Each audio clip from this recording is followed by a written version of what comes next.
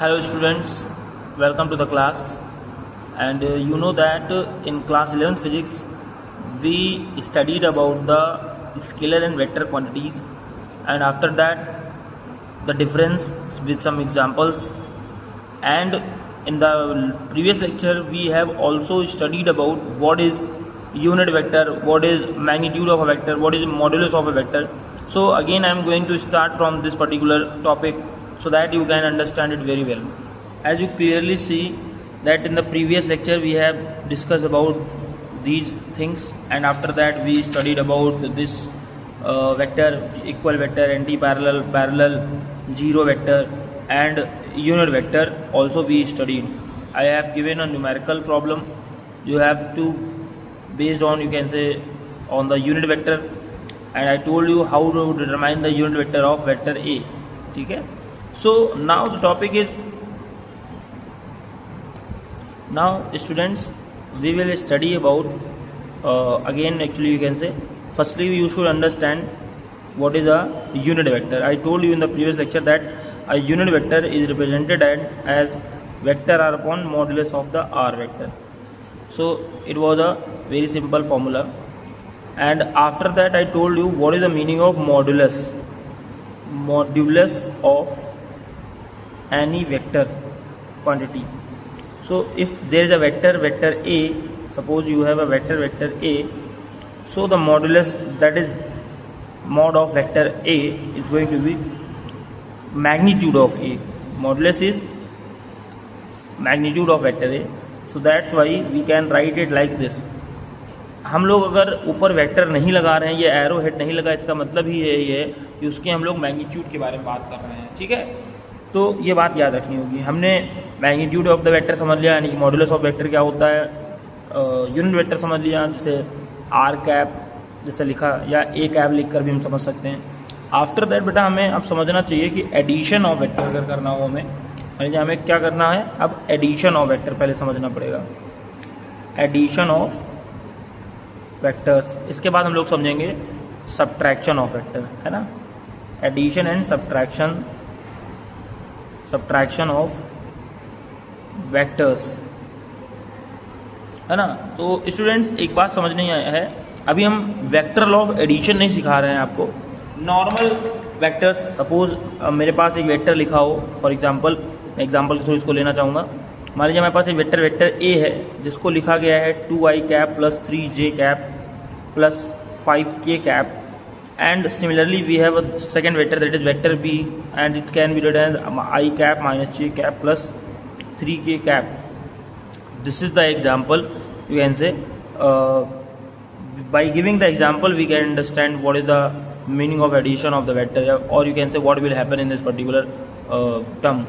So whenever they are asking for a plus b vector A plus vector b, so it is very simple. You have to write down the value of a, that is 2i cap plus 3j cap plus 5k cap, and बच्चों इसके बाद plus, क्योंकि हम लोग addition कर रहे हैं पहले, तो प्लस में i cap minus j cap plus 3k cap.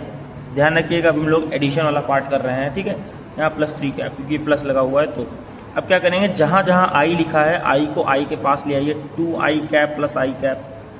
Then j cap पे बेटा तो 3j कैप माइनस का j कैप, फिर आगे बेटा 5k कैप और प्लस का 3k कैप. ये लिख दिया गया. मतलब आपको i वाले टर्म एक साथ, j वाले टर्म एक साथ और k वाले टर्म एक साथ ले आने होंगे. आफ्टर दैट बच्चों क्या ध्यान देना है, अब 2i में i, जैसे 2x में x जोड़ने के बाद 3x हो जाता है, तो वैसे 2i में i जोड़ने के बाद 3i हो जाने वाला है. फिर 3i minus j, that is going to be 2j, and 5 प्लस 3 it is going to be 8k. ये बात बेटा हमको याद रखनी पड़ेगी. सिमिलरली अगर मुझे इन्हीं दो वेक्टर्स का डिफरेंस यानी कि सब्ट्रैक्शन पूछा गया होता, that is a minus b vector, so it was going to be like this, 2i cap plus 3j cap. Firstly we will put the value of a vector, plus का 5k cap, again minus i cap minus j cap plus 3k cap. Now we will differentiate, we will take the difference of this one, और you can say firstly हम लोग separate करेंगे i को i के साथ, j को j के साथ. तो 2i कैप माइनस साइन लगा हुआ है तो minus sign minus i cap plus 3j cap, minus minus plus होने जा रहा है तो आप देख पा रहे हैं प्लस का j cap plus 5k cap और माइनस प्लस माइनस का 3k cap. So difference is going to be 2i minus I, that is I cap, 3j plus j, that is 4j, and 5 minus 3k, that is going to be 2k. So it was the summation of the vectors, and this is the difference of the vectors. The vectors are always same, a and b, a and b, a and b, but the result is different in both the cases. So simply we have understood what is the meaning of addition of vector and subtraction of vector. एक बात ध्यान रखने वाली बात है कि addition of vector में मैंने अभी तुमको ट्रायंगल ऑफ एडिशन नहीं सिखाया, वो एक अलग टॉपिक है, वो अलग मैं समझाऊंगा.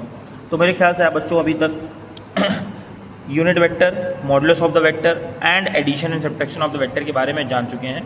तो इस तरीके से आप कई न्यूमेरिकल करेंगे. तो मैं आपको एक क्वेश्चन दे रहा हूँ होमवर्क के लिए अभी, या आप अभी होमवर्क में करिएगा. जैसे लिख रहा हूँ 2i cap plus 3j cap plus 5k cap, ये तो था ही था. इस वेक्टर में घटाना है इस बार, देखिए ध्यान रखिएगा, वेक्टर बी पहले लिख देता हूँ फिर घटाने जोड़ने का क्वेश्चन दूंगा. i cap plus 4j cap plus 4k cap. ठीक है, आप फाइंड आउट करिए. Find out b plus a पहला पार्ट था, एंड सेकेंड क्वेश्चन है vector b minus vector a. दो चीज़ आपको फाइंड आउट करनी है. ठीक है, तो ये क्वेश्चन बेटा आपके लिए होमवर्क के लिए हो गया है. ठीक है स्टूडेंट्स.